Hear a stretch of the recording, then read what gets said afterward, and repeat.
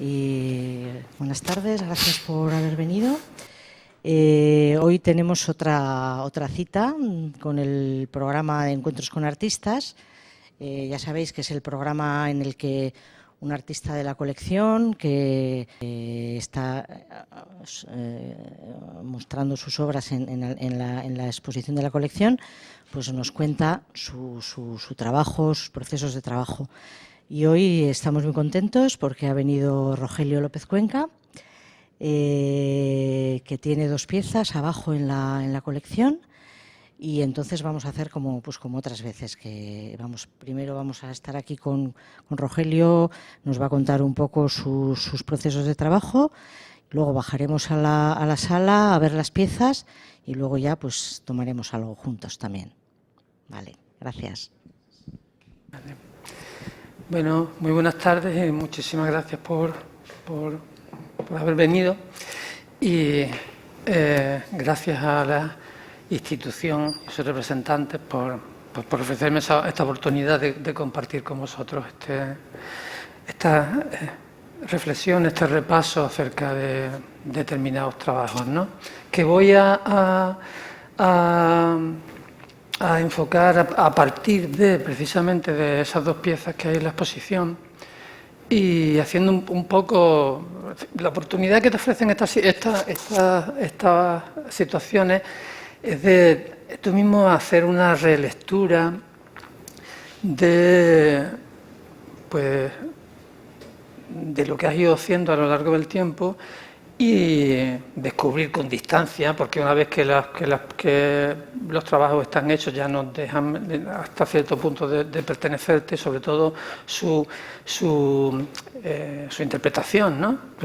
Ya no puedes estar tú permanentemente al lado de las obras y agarrar por la oreja a los lectores y obligarles a que lean lo que tú querías que leyeran, ¿no?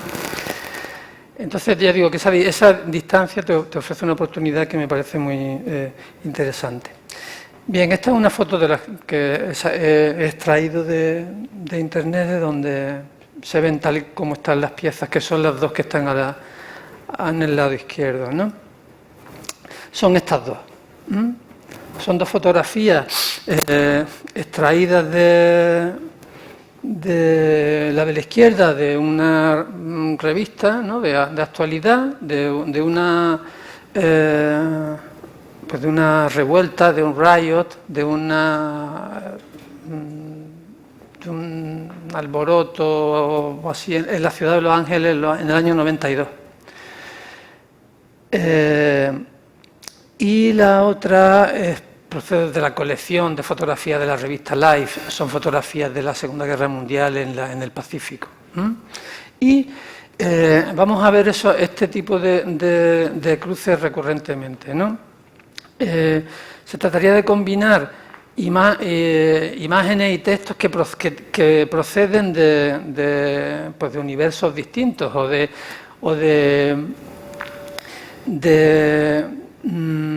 universos simbólicos que nosotros normalmente percibimos como separados.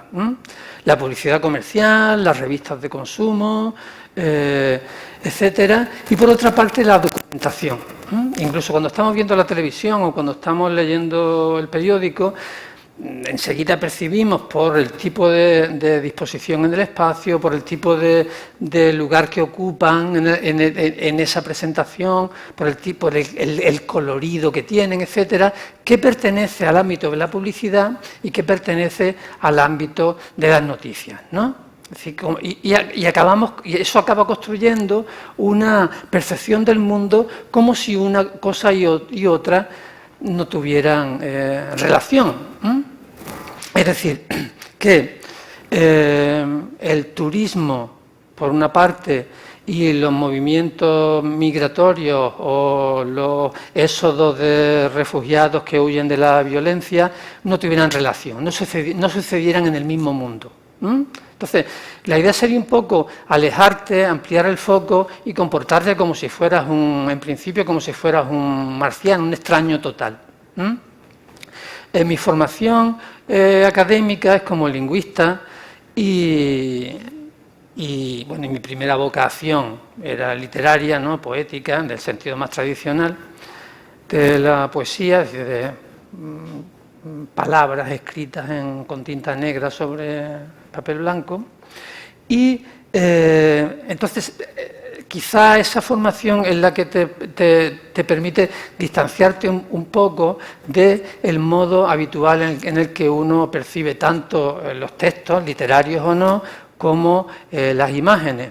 Es decir, tener siempre presente que se trata de construcciones.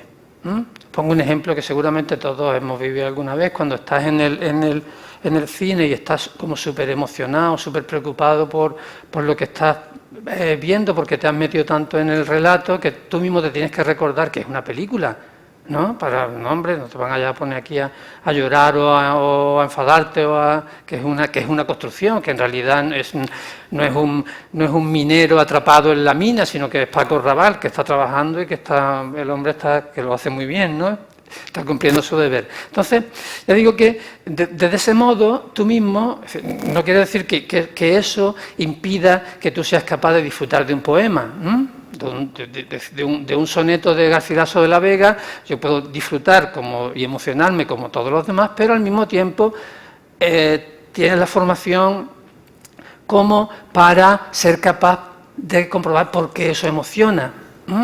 El tipo de recurrencia, el tipo de ritmo que tiene, la rima, la repetición de elementos, etcétera. Sabes que eso es lo que está construyendo, como una máquina, como un reloj delicadísimo, está construyendo la posibilidad de generar esas emociones. Nosotros, la mayoría, bueno, todos en el mundo occidental en que estamos educados, la formación es logocéntrica, es decir, todo hay que explicarlo con palabras. Sin embargo, en el mundo en que vivimos, en la actualidad, sobre todo, las imágenes son las que predominan a la hora de construir nuestra percepción del mundo, pero no sabemos, digamos, deletrearlas. Mientras que somos capaces de deletrear una palabra o una frase, nos enseñaron en el cole a hacer análisis sintáctico, etcétera, no sabemos interpretar las imágenes, una película o una pintura, etcétera, ¿no? Y la publicidad comercial que además ha conseguido inundar todos los demás relatos a través de los medios, y ya sea el discurso político o los informativos, están también dominados por esa misma lógica, ¿no? La del impacto, la de dar producir efectos con el mínimo indispensable de explicaciones, etcétera, con lo cual en realidad se está jugando más con nuestros sentimientos más inmediatos en lugar de con nuestra razón. Bueno, ya estáis viendo todo lo que puedo hablar sin necesidad de pasar imágenes, pero bueno, veamos. Estas dos imágenes pertenecían a un proyecto que se llamaba Words, Words, Words. Palabras, palabras, palabras. Pero también palabras, en inglés, si le añadimos una S delante, significa espadas, swords. Entonces, y si además a la S le hacemos un signo que la atraviese, que es el signo del dólar, en ese mismo título hay ya como mínimo esos tres planos de interpretación que son los que yo conozco, los que yo quería introducir, los que yo quería invocar a la hora de ponerle nombre, pero probablemente otros lectores con otra educación, con otra formación, serían capaces de encontrar otras relaciones. Bien, era un proyecto de arte público hecho para la estación del AVE en Sevilla y para la estación de autobuses en Málaga, dos sitios muy diferentes. La estación del AVE se acababa de inaugurar 2 años antes con motivo de la exposición universal, como la hipermodernidad, la velocidad, la europeización, etcétera. Y la estación de autobuses de Málaga, pues un sitio donde llegan los autobuses de Algeciras, con todavía antes del Tratado de Schengen, muchísimo más tráfico quiere decir rodado, muchísima más presencia legal, ¿no? Porque la presencia de migración procedente de Marruecos era mucho más habitual y periódicas relacionadas con situaciones como de sequía temporal, vendedores ambulantes, etcétera. No existía todavía el cierre de fronteras radical que existe ahora. Entonces eran dos mundos muy distintos, ¿no? Bien, ¿ves? Uno de estos soportes publicitarios que se llaman MUPI, no sé ahora mismo qué significa las iniciales, pues se alquilaban, como pues igual que a cualquier empresa para una campaña publicitaria. Esta era la imagen, una vez más. Aquí he encontrado, porque conservaba la referencia, de dónde había sacado el lema, Europa bienvenidos, de un folleto turístico, y la otra era una fotografía de una revista en la que una mujer, una inmigrante indocumentada o no lo suficientemente documentada, pues está siendo arrastrada fuera del avión en el que intenta entrar, en este caso en Francia, ¿no? Por los emblemas que lleva la policía Entonces, vemos que lo que se está produciendo es, como decía antes, al reunir en un mismo espacio visual informaciones procedentes de esos dos ámbitos completamente distintos, da lugar a un choque, a una chispa, que es precisamente la misma que yo creo que hace la poesía, tanto la poesía culta como la poesía popular, ¿no? Las canciones folclóricas o el flamenco, por ejemplo, que es utilizar un material muy familiar, que todos reconocemos a primera vista, pero sometido a una torsión que lo dirige a la construcción de otro sentido. Entonces, encontrar en un mismo territorio imágenes y textos que proceden de mundos distintos, o por lo menos, como he dicho al principio, de mundos que se nos ha hecho percibir como distintos, volverlos a reunir en la realidad, da lugar a la creación de un tercer espacio en el que la creación del sentido de lo que estamos viendo está en manos, en los ojos y en la mente del que está leyendo. Se pone por una parte, subraya la pertinencia de la idea de que el significado del poema o de las imágenes lo construye quien lo lee, en última instancia, y es el que recombina esos elementos de una manera definitiva, y también nos recuerda que el valor de las imágenes o de las palabras que percibimos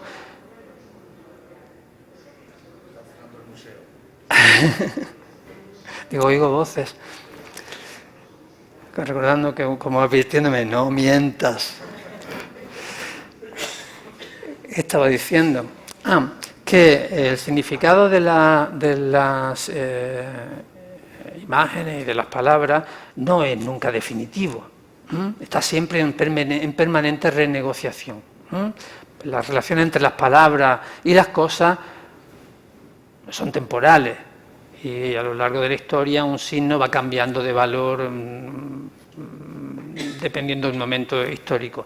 Y el significado de las imágenes que vemos también depende de nuestra credulidad.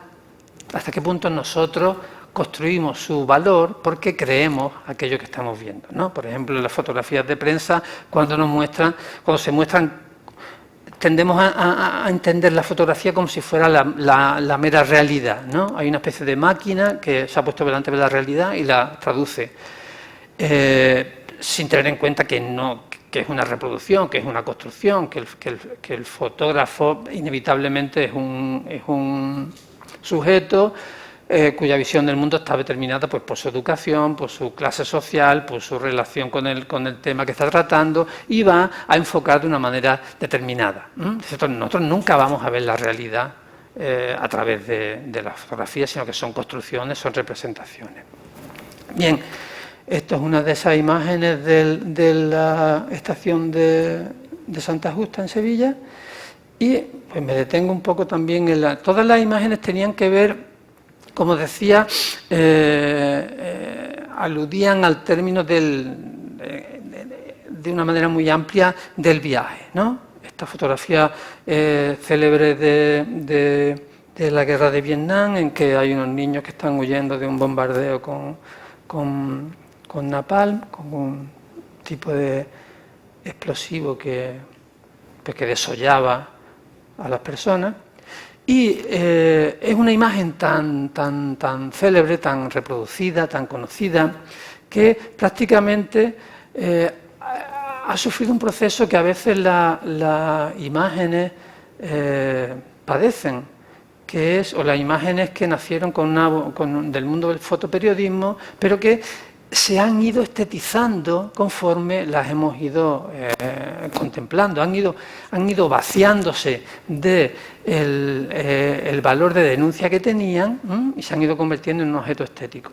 Para subrayar ese proceso, el texto que añadía ese cartel era el que normalmente encontramos en una fotografía de moda, en una revista de moda. Dice, de izquierda a derecha, camisa de Claude Smith, botas de piel de Galliano, y dicen dónde están las tiendas, en París y en Nueva York, chaqueta de Robert Rocha, etc. Como hacer ese choque de manera que nos ofrezca a nosotros también la oportunidad de pensar si enseguida descubres que es un error, porque yo creo que también el desvío del lenguaje normal que consideramos en qué consiste la poesía, efectivamente también responde a la propia lógica del error.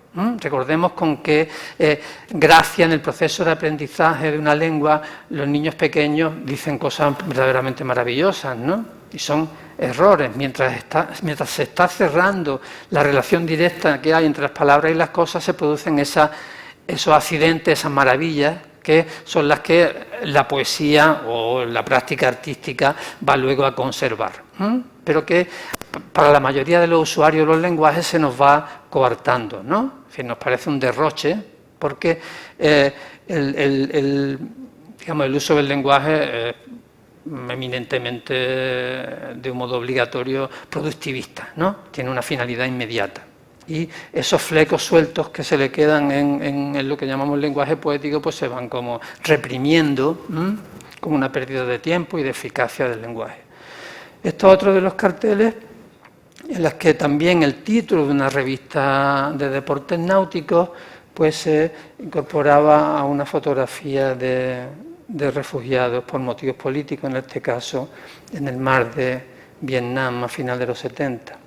Y esto era el punto que también me interesaba quizá principalmente, que era en ese momento, ¿no?, el pensar que el desbordamiento del espacio tradicional de exposiciones, ¿no?, el cubo blanco donde en cualquier lugar del mundo nunca sabes dónde está, ¿no? Hay como una especie de esfuerzo en construir una sala de exposiciones que sea idéntica a las otras, de manera que no sepa, que da igual, en última instancia, si estamos en Europa, que en África, que en Asia, y en qué momento de la historia. Crear esa especie de paréntesis que eso es también una obsesión del arte moderno, ¿no? Tener un significado universal, que significa siempre lo mismo, esté donde esté.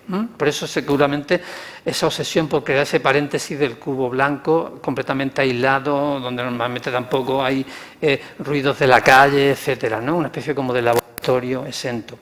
Pero en la calle, en el contexto de el espacio público donde hay otros mensajes en circulación, se daban lugar a situaciones como estas, ¿no?, donde una marca de ropa, Cómplices Jeans, que yo no sé mucho más de ellos, aparte de este cartel, no tuvo mucho éxito, pero ahí están el gordo y el flaco luciéndolos, de pronto creaban, es decir, el propio poema en el que consistía en esa combinación de imágenes y textos se relacionaba con otros que estaban circulando alrededor y creaban otro tipo de, digamos, iban creciendo, podríamos decir, ¿no? Y eso vamos a verlo también más adelante. Esta otra también tenía que ver con la propia idea de viaje de una manera más metafórica. Es una imagen célebre también de la represión de la Revolución de Asturias del año 34. Son mineros y revolucionarios siendo detenidos y conducidos a prisión por la Guardia Civil. Estaban colocados ahí en la entrada de la estación, pero a los militares que estaban custodiando a los presos les había colocado unos emblemas contemporáneos, el emblema de la Expo 92, el emblema del año, que era el año jacobeo, me parece, era como qué actividad principal vinculada al turismo de masas tenía lugar en esas fechas, ¿no? Así como que somos conducidos como si fuera una especie de programa del Inserso, ¿no? Y también, una vez más, la propia relación que establecían estas señales con otras publicidades, ¿no? Esto es lo que a mí me parecía más atractivo de todo, porque era como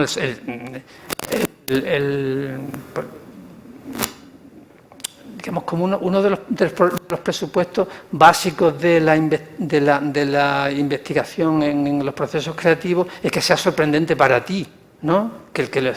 Si no sorprende al que lo está haciendo, si tú no te encuentras sorpresas en el proceso de investigación,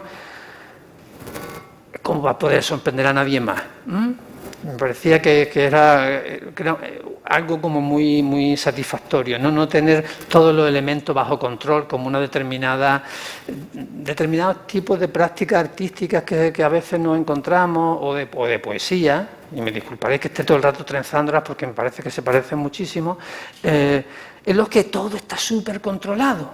Es una especie de mecanismo de precisión en el que esa sorpresa, ese desvío en el que me parece que reside la capacidad de hacernos, de que salten chispas que nos puedan hacer ver la realidad de un modo diferente, está, digamos, coartada por ese exceso de control. Este era el cartel que se publicó para acompañar el proyecto de Words. Utiliza un recurso, al mismo tiempo que esta combinación de imágenes y textos, un recurso poético muy presente en la poesía, un recurso retórico muy presente, una figura retórica muy habitual en la poesía barroca castellana, que es un juego de palabras que se llama en castellano calambur, probablemente venga del francés. El calambur consiste en que hay una palabra o dos palabras dentro de otra. Y tiene relación pues también con los discursos psicoanalíticos en torno al lenguaje, como a veces estamos diciendo lo que no queremos decir precisamente. Estamos revelando mediante lo que Freud llamaba los lapsus, estamos hablando de lo que pretendemos negar, lo estamos revelando, ¿no?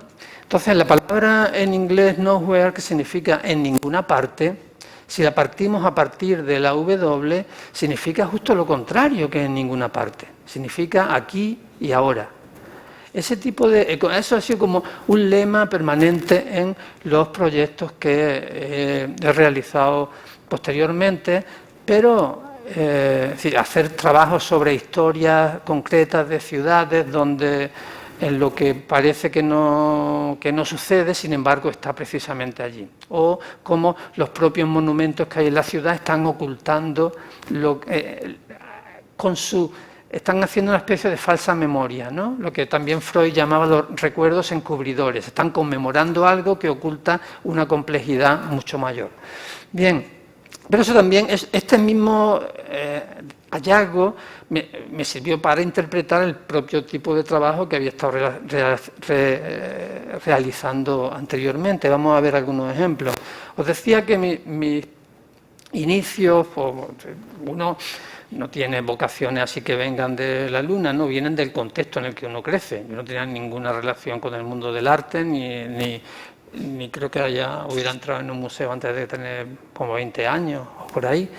Entonces, y sí tenía relaciones pues, con la lectura, la escritura, etcétera. Pero a partir de los años 80, sería la segunda mitad de los 70, que es cuando estaba estudiando en la universidad, al descubrir las literaturas europeas de vanguardia, lo que llamamos las vanguardias históricas, pues pensé, pues esto es lo que yo quiero hacer, ¿no? Esto es lo que estabas tú como intentando, balbuceabas, quiero hacer un tipo de poesía que incorpore tipografías, que incorpore colores, que incorpore formas, que incorpore imágenes, incluso imágenes en movimiento, etcétera. Una poesía radicalmente contemporánea, ¿no? Por supuesto, como todo el mundo, también intenté el grupo de rock, que no tuvimos mucho éxito, pero, en fin. Esta pieza, que utiliza la forma de determinadas señalizaciones del espacio público que recuerdan el aparcamiento de pago, con la imagen de una mano que mete una moneda en una ranura. El texto es una perífrasis, una desviación de una famosa cita de un poeta estadounidense, de Archibald MacLeish, que dice, es una defensa de la autonomía de la obra de arte moderna, ¿no? Del poema, en ese caso. Él dice, un poema no significa, es esa voluntad que tiene la obra de arte moderna de no reproducir el mundo, de no hablar del mundo, de no tener ningún compromiso más que consigo misma, de tratarse de una experiencia formal, de una reflexión en torno a las formas y todo lo más como un modo de expresión radicalmente subjetiva. Aquí, en esta pieza, que es de mitad de los 80, sustituí el término ser por el de costar. Como una alusión a el camino que la excesiva, o en algunos casos casi exclusiva, valoración de la obra de arte en términos económicos o del poema. Yo utilizo el término poema como para aludir a cualquier tipo de creación artística. Digamos que empobrece radicalmente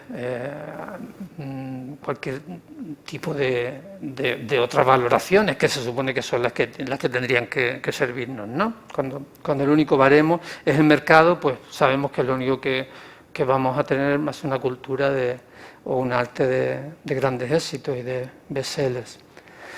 Pongo un par de ejemplos más de esa utilización de referencias familiares, algo que todos conocemos o conocíamos. Estos carteles ya desaparecieron de las calles, pero sí eran muy familiares en los años 60 y 70, para construir otro tipo de piezas. En este caso, a mí no me importaba tanto los contenidos, ¿no? Que en este caso no sé ni qué lengua era, lo vi en la portada del libro, deduje que diría en alguna lengua centroeuropea poesía proletaria, pero no sé si está bien copiado o qué lengua era. Pero la idea fundamentalmente era la de jugar con esa confusión, ¿no? Con que cuando tú percibas algo, creas que el primer golpe de vista te haga percibir algo que la segunda mirada te lo niegue y te obligue a repensar. A mí eso me parece que es el punto fundamental. Utilizar imágenes familiares, pero sometiéndolas a un retardamiento de su interpretación. Si vivimos en un mundo rodeado permanentemente de un flujo permanente y continuo e ininterrumpido de imágenes que no somos capaces de digerir. Entonces se trataría de introducir una especie de fallo, otra vez, de errata, de ruido, que provoque una interrupción y nos replantee nuestra credulidad respecto a los signos, etcétera, ¿no? Bueno, somos tan pocos que os ruego que me interrumpáis en cualquier momento para cualquier cosa. No creo que eso vaya a implicar una ruptura del protocolo. Este es otro de esos formatos que conocemos, ¿no? de la calle, que pasamos de largo y ya sabemos, no tenemos por la disposición de los colores, de la forma, sabemos qué es, ¿no? Esta es la pieza que realicé también. Veis que todos tienen una relación con la poesía como tema. Son obras de mediados de los 80. Aquí lo que se ha hecho ha sido introducir en este formato un verso, en este caso de D'Annunzio, que cita también otro famoso lema prácticamente mitológico de los navegantes de la Grecia clásica, que dice, está en italiano, no es necesario vivir, navegar es necesario. La idea, pero al asociarlo con la capacidad de poder adquisitivo que indican la posesión de tarjetas de crédito, está inmediatamente llevándolo a otro territorio, ¿no? Como navegar como una especie, o ese tipo de pensamiento como una posibilidad que se ofrece a quien no tiene que preocuparse tanto por sobrevivir, ¿no? Una vez que ya, pues, ya puede fantasear con que lo importante es la navegación. No he encontrado la referencia, pero era una publicidad comercial, ¿no? Con ese tipo de diseño más bien grosero, que atiende poco al equilibrio de colores, de formas, etc. No pictures made to endure es un verso una parte de un verso de Ezra Pound, de sus cantos. Ninguna pintura se hace para durar. Y que se completaba con esta otra, to sell and sell quickly, sino para vender. El verso dice, ninguna pintura se hace para durar, sino para venderla y venderla rápido. Es decir, es ese tipo de crítica que Pound hace de la mercantilización de la cultura, ¿no? También ya no se hacen casas de piedra, etcétera, ¿no? Mientras que la primera está utilizando la forma, está parasitando las formas de la publicidad comercial, la segunda está reproduciendo un famoso cartel de texto de Vladimir Mayakovsky y diseño de Alexander Rodchenko de los años 20, de la época es un anuncio de publicidad de los años 20, ya he dicho, de una casa pública, una editorial pública. Es una invitación a la lectura, el original. Bien, vemos que lo que se está intentando hacer, insisto otra vez en el término poema, ¿no? Pero es también un ensayo. Es decir, quieren ser poemas que a la vez sean un ensayo en el sentido de una reflexión sobre el propio proceso de construcción de los significados. De ese modo, pero no es un ensayo que estamos elaborando a través de un relato, sino de una manera simultánea. Es decir, delante de nuestros ojos se están poniendo la materialidad de lo que estamos viendo, que es una pintura en este caso, ¿no? Una pintura al óleo. Yo no tengo formación artística y tengo que pedir mucho, ni artística ni técnica de otro tipo, con lo cual tengo que pedir siempre socorro a otros técnicos y eso también me ha ayudado a entender que todo producto cultural es inevitablemente colectivo. Del mismo modo que es completamente insensato el pensar en un lenguaje particular, por más que esa expresión se utiliza, ¿no? Un lenguaje personal, un lenguaje por definición es colectivo, es social. No existe sociedad que no tenga lenguaje, y no existe lenguaje si no existe una sociedad. Es algo en lo que tenemos que compartir, ¿no? Entonces, las producciones culturales siempre responden a un diálogo. El más misántropo de los escritores que vive en una torre de marfil, que era la figura habitual, o en una isla desierta, o que no ve a nadie, o que no lee nada, está continuamente dialogando con una herencia cultural ingente. Está dialogando o discutiendo o rebatiendo a la propia cultura de su tiempo. Y sus propias producciones se van a convertir también en parte de un diálogo por venir, que va a rebatir o a rechazar lo que tú has propuesto, o va a continuarlo, o lo va a matizar de una manera u otra. A mí me parece que es indispensable que tengamos esa percepción del carácter colectivo, no solamente por su fabricación, sino sobre todo a la hora de construir los significados de las obras de arte o de las producciones culturales.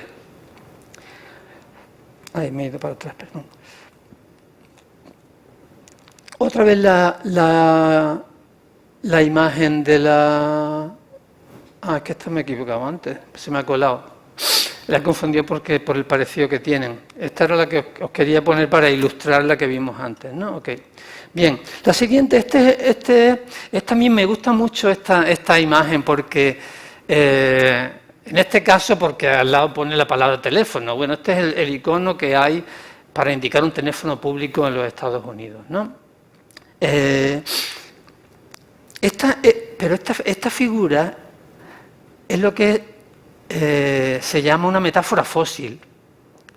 Una metáfora fósil o aún más duro, una catacresis. Es algo que ha perdido el referente. Es decir, nosotros vemos esto y somos capaces de entender que se trata de un teléfono, pero los teléfonos ya no son así. Que la realidad ha desaparecido aquello que está, y sin embargo sigue funcionando como signo. Me parece algo verdaderamente maravilloso. Y hay un montón de ejemplos de ese tipo, procedentes pues de tradiciones agrícolas o de metáforas del mundo animal, etcétera, que ya no existen, sin embargo seguimos entendiéndolas, ¿no? Bien, pero solamente quería mostraros que a partir de esta imagen es otro tipo de producción que tiene que ver con, como las que vimos al principio, con la inserción también en el espacio público, ¿no? Esta imagen digamos, como un cuadro funcionaría en el contexto de una sala de exposiciones de una manera, pero en el contexto de la calle, en el contexto de la cabina de teléfono, tiene una particularidad, que es que su capacidad de diálogo se multiplica de una manera exponencial, que consiste básicamente en que puede ser tomado por real. Cuando nosotros estamos en una sala de exposiciones o estamos en un museo, sabemos que hemos entrado en otro mundo, ¿no? En un mundo aislado de lo real. Y precisamente por eso ahí, y tenemos que defenderlo y que protegerlo, es posible realizar determinado tipo de operaciones, de experimentos que en la calle, de puertas para afuera, se convierten en más conflictivas. Entonces tenemos que preservar y defender ese espacio de autonomía de investigación del mundo del arte como, digamos, como liberado de determinadas leyes que sí rigen fuera, porque fuera la negociación siempre es mucho más dura. Esto seguramente es tan delito como falsificar un billete, porque estás utilizando un tipo de código que es privativo de la administración. Quien puede decir que aquí hay un teléfono público o que aquí no se puede aparcar, es la administración. Eso es un tipo de lenguaje que pertenece al Estado, ¿no? Pero, bueno, la idea era principalmente hacer ese tipo de interrupciones, ¿no? Interrupciones como mágicas, poéticas en la cotidianidad, más que en el propio espacio en el que entramos ya dispuestos a ser sorprendidos, ¿no? Que es cuando entramos a ver una exposición, una sala de exposiciones o una película, vamos a ver ficción. Sin embargo, esa introducción de ficción en medio de la realidad intensifica esas capacidades. Esto sería otro ejemplo. Es un proyecto del año 91, justo cuando se estaban preparando los grandes eventos que iban a colocar a España definitivamente en la órbita europea y de la modernidad, etcétera, que eran la celebración del 5º centenario del descubrimiento de América, los Juegos Olímpicos de Barcelona, la exposición del 92 en Sevilla y la M esa que veis ahí amarilla sobre fondo rojo es un hecho mucho más desapercibido, pero es que Madrid fue la capital europea de la cultura ese año, el 92.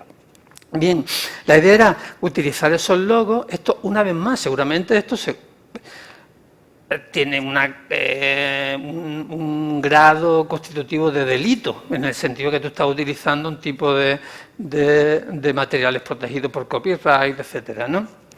Pero son unos carteles en los que eran una serie de carteles que se colocaron en Madrid durante unos días con motivo de una exposición en la calle y que ilustraban pues una imagen extraída del Bienvenido Mr. Marshall, ¿no? La inolvidable escena en las que pues, se está prometiendo al pueblo pues, cómo todo va a ser de color de rosa y la vida de aquí en adelante va a ser extraordinariamente rica, etcétera, para provocar una lectura de esas promesas que estos eventos estaban haciendo al respecto también. Esto era una alusión a la exaltación del discurso de identidad nacional, ¿no?, como en torno a la celebración de la Olimpiada en Barcelona, o este otro también acerca de la... Esta fotografía no es una manipulación, es una fotografía real del año 39 en la ciudad de Málaga, en la que se están pues agasajando a las tropas nazis, fascistas, es decir, los voluntarios italianos y alemanes que participaron en la caída de la ciudad 2 años antes.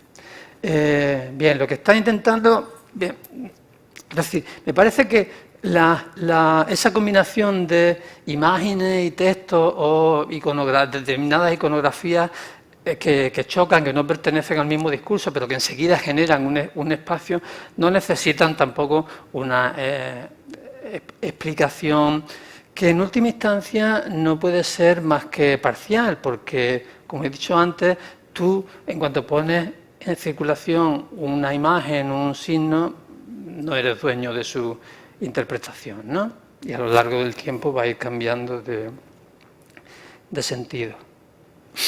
En relación con esas manipulaciones de imágenes de determinados colectivos o culturas que son silenciadas mediante el truco de convertirlos en unos objetos estéticos, que a veces bajo un discurso de admiración, lo que producen es su silenciamiento como sujetos históricos, políticos, etcétera, que en el caso de los gitanos, de la cultura gitana, su apropiación, su explotación por la cultura española, está en la raíz de un proyecto que empecé en el año 99 y que todavía está en curso, porque se va realizando no solo mediante exposiciones, sino también con publicaciones o cursos, talleres, un montón de variedad de planos, no solamente expositivos, que se llama El paraíso es de los extraños. El paraíso de los extraños es la frase que atraviesa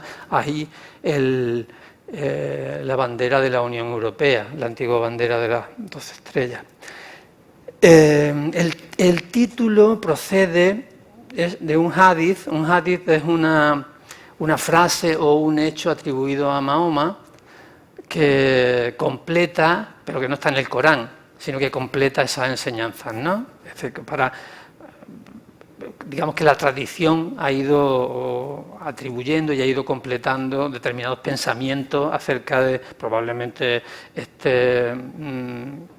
falsos, ¿no? Porque son en determinados contextos culturales se buscan explicaciones, justificaciones, legitimaciones religiosas, ¿no? Bien, de lo que me interesa subrayar de este hecho, de la selección de este texto o de su descubrimiento, es que no procede de un texto teórico, sino de una novela, de una obra de ficción, de una novela de Amin Maalouf, de León el Africano. Es un pasaje en el que cuenta que los antiguos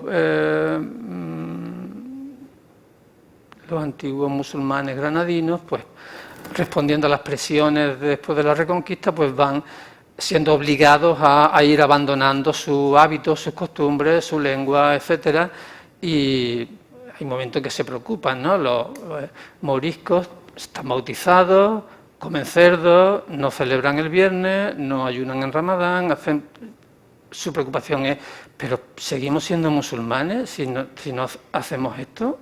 ¿Qué va a pasar con nosotros? ¿Somos unos bárbaros como estos? Y entonces envían a un emisario al muftí de Fez para preguntarles qué va a ser de nosotros. Y la respuesta del teólogo es esta, que el paraíso es de los extraños, ¿no? Es decir, que ser musulmán en tu corazón y rodeado de dificultades que hacen imposible tu la realización de tus obligaciones, digamos, sociales, rituales, etcétera, es aún mucho más valioso a la hora de ganar el paraíso, ¿no? Ese es el significado, digamos, original del texto.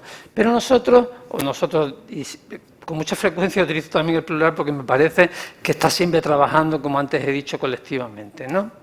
Ya sea con una tradición, con lo que estás leyendo, o con o gente con la que estás trabajando en un momento. Relacionarlo con la doble visión del paraíso en términos contemporáneos. Para nosotros, el paraíso, para nosotros, digo, los habitantes del norte desarrollado, el paraíso se sitúa de una manera prácticamente natural y automática en el sur.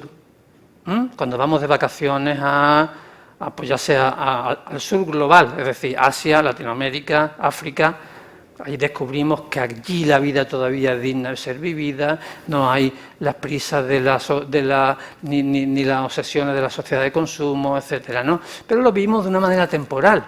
Nos regresamos y tenemos la fantasía del paraíso.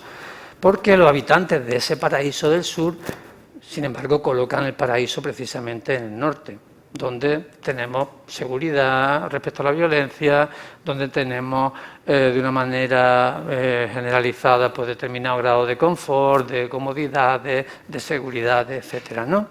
Esa es la idea que quería y que nos sirve otra vez para relacionar los temas de los que hablábamos al principio, de los movimientos masivos de personas como algo mucho más similares que las diferencias que nos presentan normalmente el turismo, las migraciones, etcétera, ¿no? Todos somos grupos de personas moviéndonos y atravesando de una manera muy distinta esa frontera.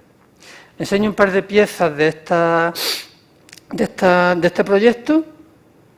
Aquí solamente explicaros que rodeando estas imágenes que quieren evocar, es decir, son imágenes producidas por nosotros. Es decir, las imágenes producidas sobre el mundo árabe islámico, que es a lo que se dedica este proyecto, están producidas de una manera prácticamente absoluta por Occidente. No son los otros los que producen sus imágenes.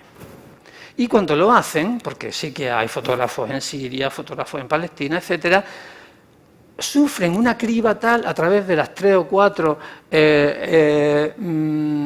agencias de prensa global, pues la AP, la UFP, etcétera, que las imágenes acaban siendo siempre las mismas, reproduciendo determinados clichés.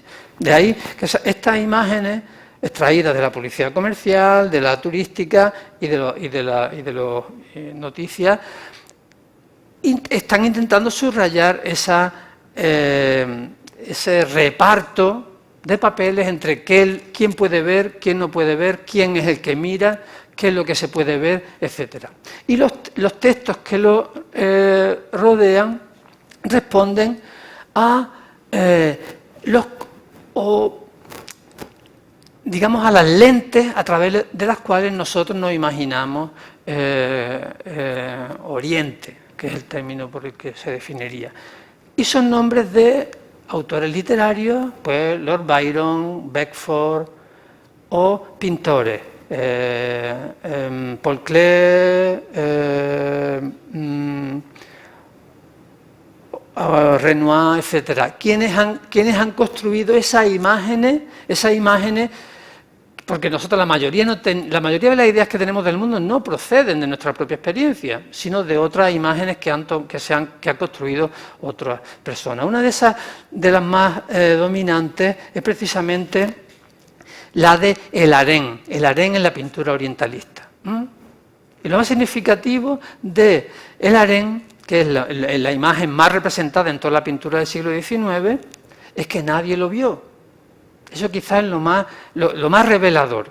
Es decir, el harén que nosotros conocemos, o del que nosotros nos imaginamos, no responde sino a la proyección de la fantasía, los miedos, las obsesiones europeas proyectadas en el otro total, ya sea como una especie de buen salvaje, como antes he dicho, refiriéndome al turismo, que todavía vive la vida o que es capaz de disfrutar de otro, o el horror del bárbaro, violento, etcétera, ¿no?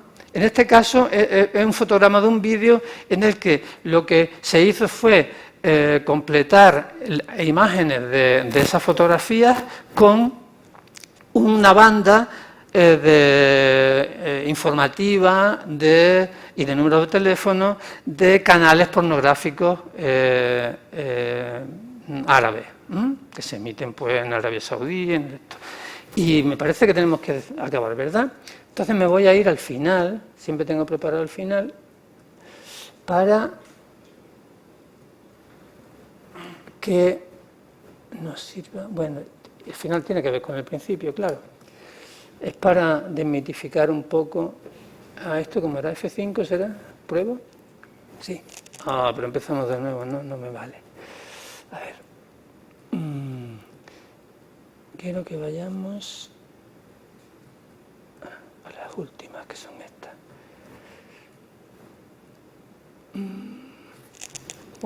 ¿Os importa verlo así? No, hay aquí al lado el número, ¿no?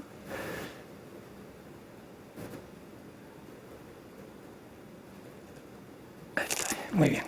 Bien, veis que estas se parecen a las primeras imágenes que estábamos viendo de la señalética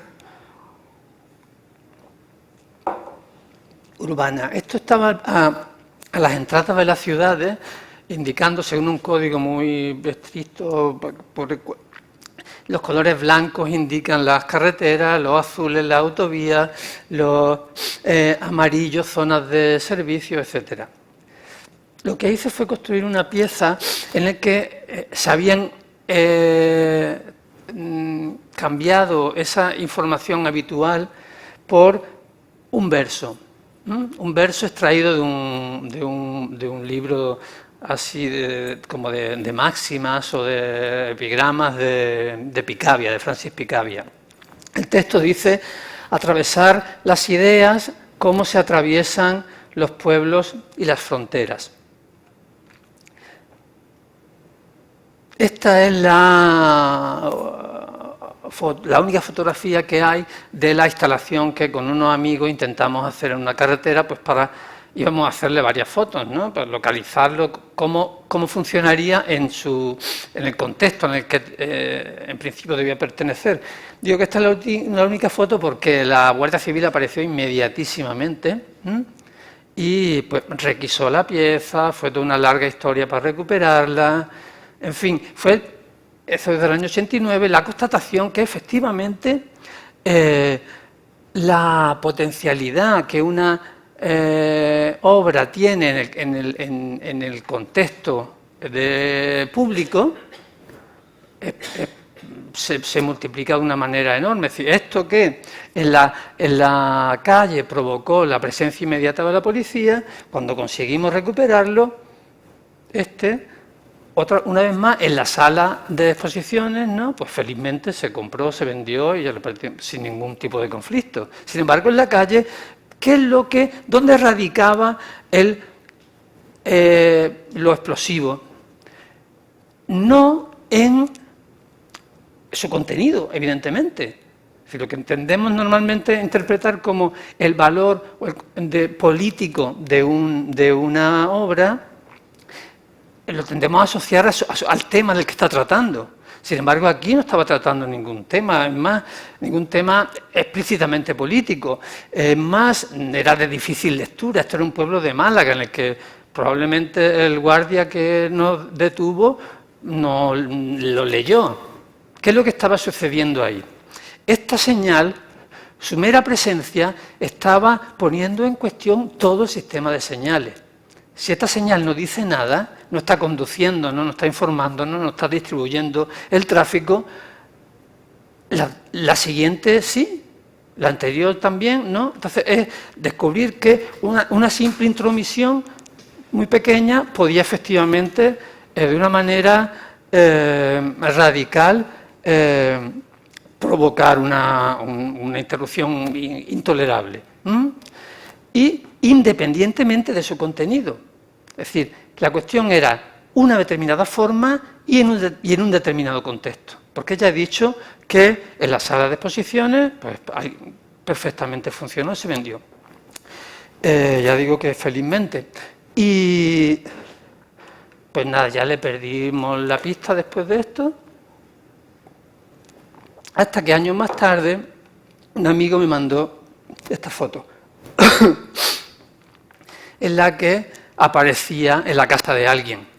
Pues alguien quien lo había comprado, pues en una revista, pues aparece. Lo interesante es mirar que el texto ahora es ilegible. ¿Sí? Porque eran bandas independientes. Es decir, lo que tú te creías que era... Tú pones en circulación un signo con una convicción clara de lo que has hecho. Pero tú no puedes imponer esa interpretación. Hay alguien que, o su dueño, o el decorador, ha pensado que más vale que los blancos estén así tal, y ha hecho otra composición ignorando por completo cuáles eran tus pretensiones, tus intenciones, ¿no? Con lo cual pones en evidencia que lo que comentaba desde el principio, que tú no estás en control de la interpretación de esas señales y que es un proceso pues colectivo, que a lo largo del tiempo va a ir variando, etcétera.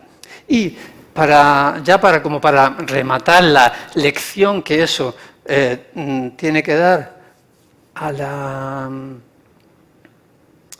vanidad del autor, ¿no? A la vanidad del artista, el reportaje no estaba ni siquiera en una revista de arte, sino en una de decoración.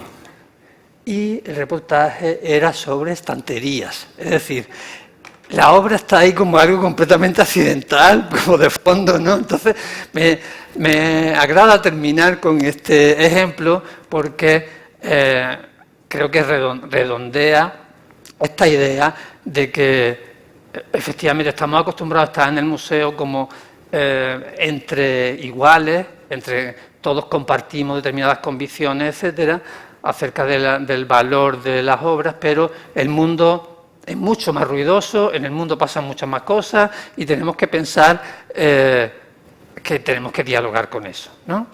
Pues yo creo que a partir de ahí vamos a entender mucho mejor el siguiente paso, ¿no? Que será el ver la obra en la exposición. No, en absoluto. Quiero decir, no, a mí me provocó risa en su momento y con el tiempo, bueno, no me costó mucho interpretarlo de este modo, ¿no? Que no se lee. No se lee, claro. No. Claro.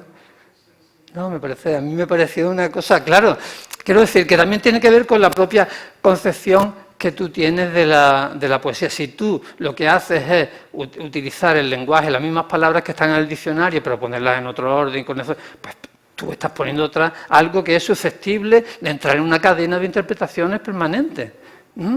Entonces, incluso pensás que hay alguien pensás en un momento hipotético, en un futuro en el que en que esa pieza desaparece y aparece en un anticuario o en la basura. Y no, pero si esto es tal, yo lo he visto en un catálogo y alguien recuerda y parte de este relato y otro tiene esta referencia. No, un momento, aquí, ¿cuál sería pues sí, efectivamente, la verdadera, ¿no? Eso me parece que es interesante porque pone en cuestión lo que a mí me parece que es el debate principal, ¿no? Que se trata de construcciones de sentido temporales, colectivas, en proceso, etcétera, ¿no? Gracias.